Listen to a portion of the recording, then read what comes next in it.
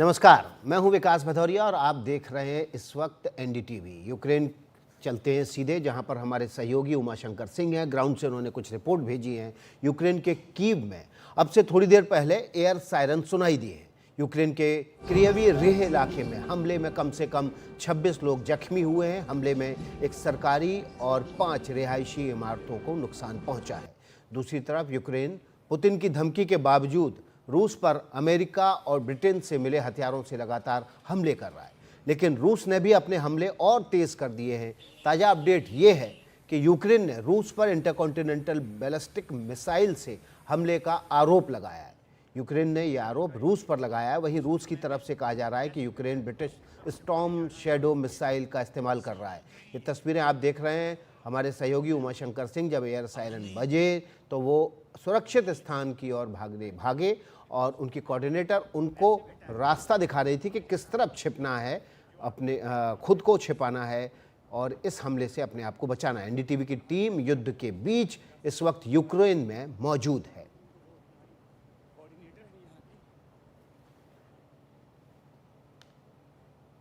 तस्वीरें देखिए उमाशंकर सिंह, जब एयर सायरन बजे और मिसाइल हमले का खतरा दिखाई दिया तो उस वक्त अपने आप को छिपाने के लिए बंकर में तेजी से भागे। यूक्रेन ने रूस पर इंटरकॉन्टिनेंटल बैलिस्टिक मिसाइल से हमले का आरोप लगाया है। उधर रूस की तरफ से ये कहा जा रहा है कि ब्रिटेन ने ब्रिटिश स्टॉर्म शैडो मिसाइल का इस्तेमाल किया है। उमाशंकर सिंह दे रहे हैं इस बारे में और ज़्यादा ग्राउंड जीरो से जानकारी। यूक्रेन ने दावा किया है कि रूस ने उस पर इंटरकॉन्टिनेंटल बैलिस्टिक मिसाइल से हमला किया है। यूक्रेन के मुताबिक ये हमला निप्रो शहर पर किया गया। इससे यहाँ नुकसान की बात भी कही जा रही है, लेकिन कितना नुकसान हुआ है ये अभी नहीं बताया गया है। नुकसान का मूल्यांकन किए जाने की जो बात है वो कही गई है। हालांकि दूसरी तरफ पश्चिमी देशों के जो अधिकारी हैं, कई अधिकारी, वे इस बात पर उन्होंने कुछ और ही कहा है। इन अधिकारियों का कहना है कि हमला जो है बैलिस्टिक मिसाइल से तो किया गया है और इसमें लेकिन कॉन्टिनेंटल मिसाइल का इस्तेमाल नहीं किया गया है। अधिकारियों का जो तर्क है, जिन्होंने कहा है कि ये हमला इंटरकॉन्टिनेंटल मिसाइल के जरिए नहीं किया गया है, उनका ये तर्क है कि इंटरकॉन्टिनेंटल मिसाइल जो है बैलिस्टिक मिसाइल, उसकी जो रेंज है वो करीब 3400 मील या 5500 किलोमीटर तक होता है। तो अपने पड़ोसी देश पर हमले के लिए रूस ऐसी मिसाइल का इस्तेमाल क्यों करेगा? रूस के पास ऐसी मिसाइलों की तादाद बहुत अधिक नहीं है, ये बात भी कही जा रही है। और इंटरकॉन्टिनेंटल मिसाइल जो है न्यूक्लियर वॉरहेड ले जाने की क्षमता जो है उससे लैस है और इसकी खासियत यह है कि ये 6 सब वॉरहेड जो है वो कैरी कर सकता है। तो ये एक बहुत ही महंगा मिसाइल है और रूस ज़रूरत पड़ने पर इसे अमेरिका जैसे दूर के देशों या नेटो के देशों के खिलाफ जो है, जो दूर के भौगोलिक तौर पे दूर देश हैं, उनके खिलाफ हमले के लिए बचा कर रखेगा, न कि यूक्रेन जैसे पास के देश पर इसको खर्च करेगा। फिर भी यूक्रेन के दावे पर रूस की तरफ से कोई फौरी प्रतिक्रिया जो है वो नहीं दी गई है। टेलीग्राम पर जारी बयान में यूक्रेन एयरफोर्स ने कहा है कि मॉस्को ने और भी कई मिसाइलों से हमला किया है, जिनमें कुछ बैलिस्टिक मिसाइल भी है और 7 क्रूज मिसाइल शामिल हैं और इनमें 6 क्रूज मिसाइल्स को यूक्रेन की सेना ने मार गिराने का दावा किया है। उधर रूस के मीडिया ने दावा किया है कि यूक्रेन की तरफ से British storm shadow cruise missile जो है वो रूस पर दागी गई है। दावे के मुताबिक लगभग 12 मिसाइलों से जो है मैरिनो गांव, वहां पर एक कमांड मुख्यालय जो है वहां लक्ष्य करके निशाना किया गया, लेकिन रूस के इस दावे की यूक्रेन या यूके की तरफ से कोई आधिकारिक पुष्टि नहीं की गई है। उधर यूक्रेन के मीडिया के मुताबिक इस ठिकाने का जो इस्तेमाल है उत्तर कोरियाई और रूसी अधिकारियों द्वारा किया जा रहा था। कहा जा रहा है कि कुर्स्क क्षेत्र में घुसी यूक्रेन की सेना के साथ जो मोर्चे पर रूस की तरफ से सेना लगी है, उसमें 10,000 से अधिक उत्तर कोरियाई सैनिकों की तैनाती भी की गई है। और यहाँ जो यूक्रेन की तरफ से हमले किए जा रहे हैं और जिन हमलों के लिए अमेरिका ने लंबी दूरी के मिसाइल के इस्तेमाल की इजाज़त दी है और ब्रिटेन ने भी स्टॉर्म शैडो क्रूज मिसाइल के इस्तेमाल की इजाज़त यूक्रेन को दी है, वो इसी तैनाती के बरखिलाफ दी गई है। फिलहाल आरोप प्रत्यारोप का जो दौर है वो दोनों तरफ से जारी है और इस बीच जो है युद्ध जो है और विकराल रूप लेता जा रहा है। क्यू से उमाशंकर सिंह, एनडीटीवी इंडिया। तो कीव से आपने हमारे सहयोगी उमाशंकर सिंह की रिपोर्ट देखी। यूक्रेन के शहर ओडेसा से वहां भी ताज़ा हालात के बारे में उमाशंकर सिंह ने एक रिपोर्ट भेजी, दिखाते हैं आपको। ब्लैक सी के किनारे बसा ये यूक्रेन का शहर ओडेसा है और ये यहाँ का बंदरगाह। ये शहर और यहाँ की जो बंदरगाह हैं वो रूस के खास निशाने पर रहे हैं। 2022 फरवरी में युद्ध शुरू होने के समय से ही रूस यहाँ ताबड़तोड़ हमले करता रहा है।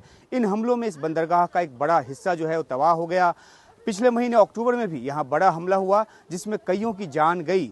रूस के हमलों की जद में आकर पिछले 2-2.5 सालों में 15 मालवाहक जहाज जो हैं वो आ चुके हैं, जो यूक्रेन समेत दुनिया के अलग अलग देशों के थे और यूक्रेन की समुद्री सीमा में थे जब उन पर हमला हुआ। यूक्रेन के 19 बंदरगाहों में से मारियोपोल जैसे कई बंदरगाह फिलहाल रूस के कब्जे में चले गए हैं। मिकोलाइव समेत 3 बंदरगाह जो हैं वो फिलहाल काम नहीं कर रहे।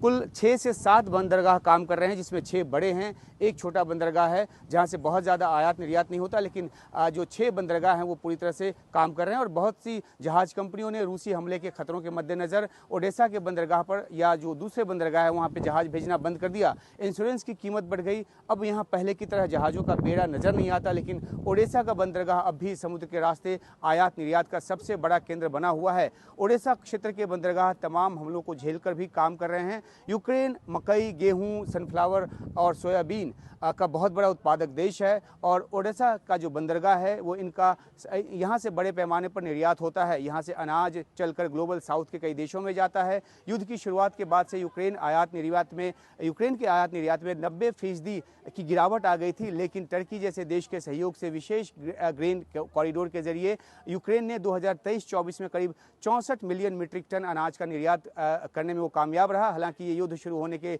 पहले यानी कि 2021-22 के आंकड़ों के मुताबिक 2 मिलियन मीट्रिक टन कम है, लेकिन इसे यूक्रेन की कामयाबी मानी जाएगी कि रूस के तमाम हमलों के बावजूद वो जरूरतमंद देशों को अनाज की आपूर्ति कर रहा है। ओडेसा से उमाशंकर सिंह, एनडीटीवी इंडिया। युद्ध क्षेत्र कीव में बर्फबारी हो रही है। रूसी हमले की तमाम आशंका के बीच ये कीव का सुबह का नज़ारा है। इस मौसम की पहली बर्फबारी जो है ये यहाँ पर हो रही है और बर्फ जो है वो रुई के फाहों की तरह जो है वो गिर रही है। पेड़ों पर, सड़कों पर बर्फ जो है वो उसकी जो परत है, पतली परत जमनी शुरू हो गई है और ये बर्फबारी मौसम के साथ साथ बढ़ेगी और यहाँ कई फीट जो है वो बर्फ होती है और इस बीच जो है वो जीवन चलता है। तो एक तरफ युद्ध का जो आलम है वो है, आशंका के बादल हैं, तमाम तरह के खतरे हैं, लेकिन इस बीच जो है वो इस तरह का नज़ारा भी है कीव में, जहाँ जो बर्फबारी है वो शुरू हो चुकी है।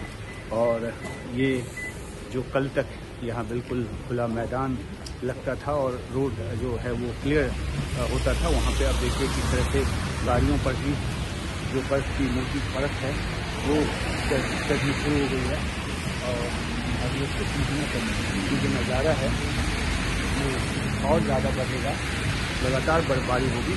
और ये जो है इस मौसम में, हालांकि यहाँ के लोगों के लिए एक सामान्य सी बात है, हम जैसे बाहर से आए लोग के लिए ये एक अद्भुत नज़ारा है। हमारे कश्मीर में इस तरह का नज़ारा देखने को मिलता है और यहाँ जो है बर्फबारी का ये नज़ारा, लेकिन युद्ध का खौफ भी साथ ही साथ बरकरार है। कीव से Umashankar Singh, NDTV India. Ukraine से लौटते हैं, वापस देश की राजधानी दिल्ली का रुख कर लेते हैं। दिल्ली में खतरनाक प्रदूषण का असर आम लोगों के साथ साथ कारोबार पर भी पड़ रहा है। कारोबारियों के मुताबिक उनका व्यापार 50 से 60% तक घट गया है। ग्राहक बाजारों में बहुत कम दिख रहे हैं। पुरानी दिल्ली के मीना बाजार से हमारे सहयोगी हिमांशु शेखर की खास रिपोर्ट। मैं इस वक्त दिल्ली के जामा मस्जिद के मीना बाजार में हूँ और मेरे साथ यहाँ पर कुछ दुकानदार हैं। अपना शुभ नाम बताएं। मोहम्मद हनीफ।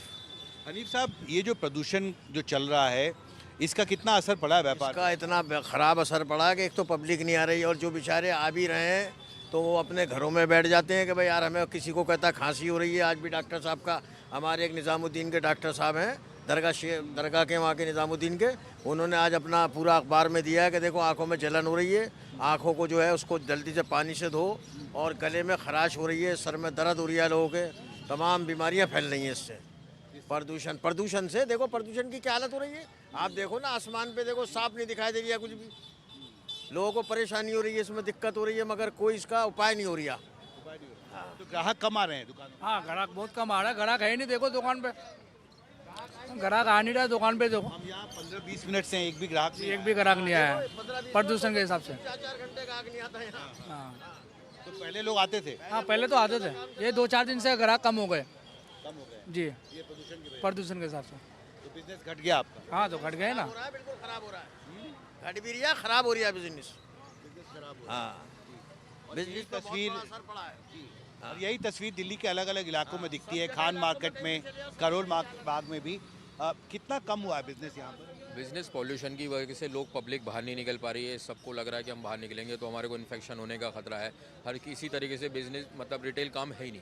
हाँ, तो ये मैंने इसका इलाका पूरा जामा मस्जिद, चांदनी चौक पे हर इलाका इससे प्रभावित है, पूरी दिल्ली ही इससे प्रभावित है। खाली जामा मस्जिद नहीं, और भी दिल्ली की हमारे करीब में चांदनी चौक की होलसेल मार्केट है, वहाँ भी व्यापारी नहीं है। क्योंकि कोई भी दिल्ली के अंदर से बाहर का व्यापारी जो यूपी है, आसपास के पड़ोसी राज्य है, हरियाणा है, पंजाब है, यूपी है, वहाँ से व्यापारी आने में कतरा रहा है, डर रहा है। महत्वपूर्ण बात आप बोल रहे हैं। और इससे जो कच्चा माल की आवाजाही है वो भी प्रभावित हुई है। जी बिल्कुल। जो तैयार माल सप्लाई होता है वो भी है, यानी आप जहाँ से अगर होलसेलर से सामान लाते हो वहाँ से आप नहीं ला सकते। हर चीज़ पे फ़र्क पड़ा है, होलसेल हो या रिटेल हो, हर तरीके के व्यापार पे ही इस चीज़ का फ़र्क पड़ा है। हम खुद बाहर निकलने में हमको लग रहा है हम मास्क लगाकर बैठते हैं दिन के अंदर, वो करते हैं। अब थोड़ा सा इस टाइम फ्री हुआ तो इस वजह से हम नॉर्मल बैठे हुए हैं, वरना हम भी दिन भर मास्क का यूज़ करते हैं। जी बिल्कुल।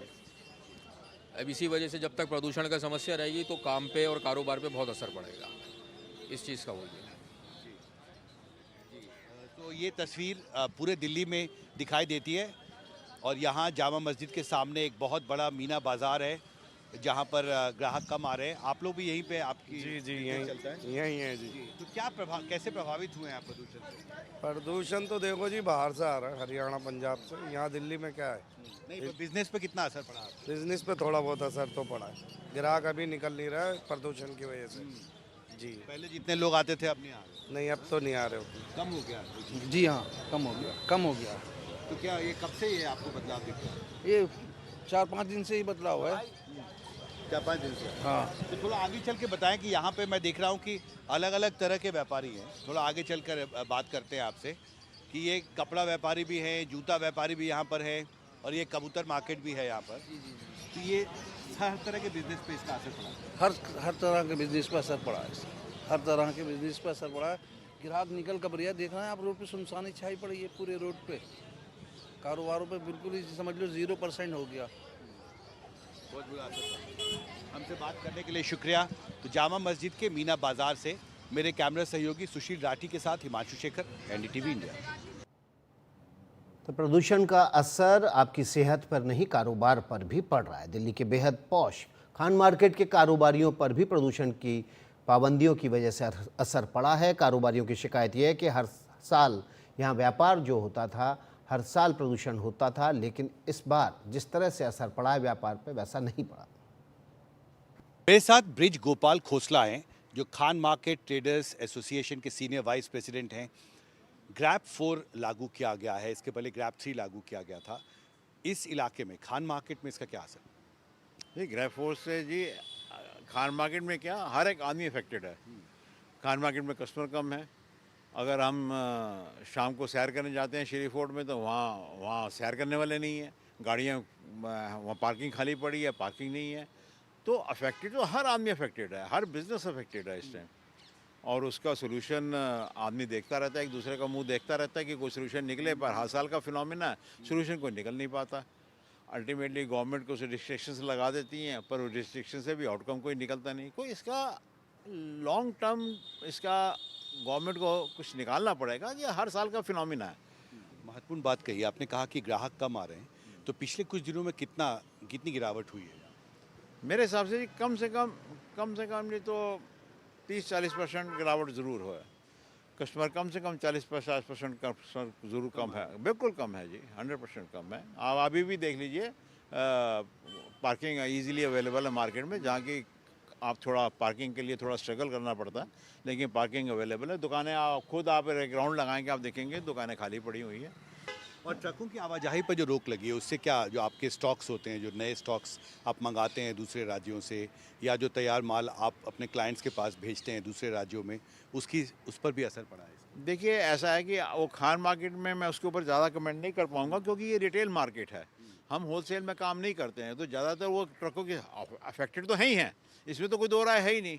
जब पीछे से जो सप्लाई आती है, जब वो नहीं आएगी तो अल्टीमेटली वो होलसेल डीलर को नहीं पहुंचेगी, होलसेल डीलर से वो रिटेल में नहीं पहुंचेगी, तो चेन तो सारी बिगड़ेगी। हमसे बात करने के लिए आपका बहुत शुक्रिया। तो दिल्ली के खान मार्केट से मेरे कैमरा सहयोगी आजम सिद्दीकी के साथ हिमांशु शेखर, एनडीटीवी इंडिया। तो सीधे चलते हैं अब अमेरिका। अमेरिका में कैद गैंगस्टर लॉरेंस बिश्नोई के भाई अनमोल बिश्नोई ने अमेरिका से शरण मांगी है। सूत्रों के मुताबिक अनमोल बिश्नोई ने इसके लिए अमेरिकी एजेंसियों को चिट्ठी लिखी है। दरअसल भारतीय एजेंसियां और सरकार अनमोल के पकड़े जाने के बाद उसे भारत लाने की कोशिश में लगी हैं, इसलिए उसने ये पत्र लिखा है। अनमोल ऐसे पैंतरों से भारत में सलाखों से बचने की कोशिश में जुटा है।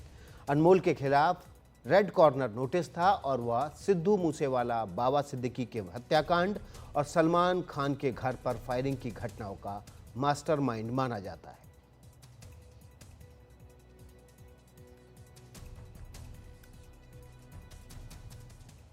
तो अनमोल ने अमेरिका में शरण मांगी है, लेकिन शरण लेने की प्रक्रिया क्या है? कई कानूनी नियमों का यहाँ पर पालन करना पड़ता है।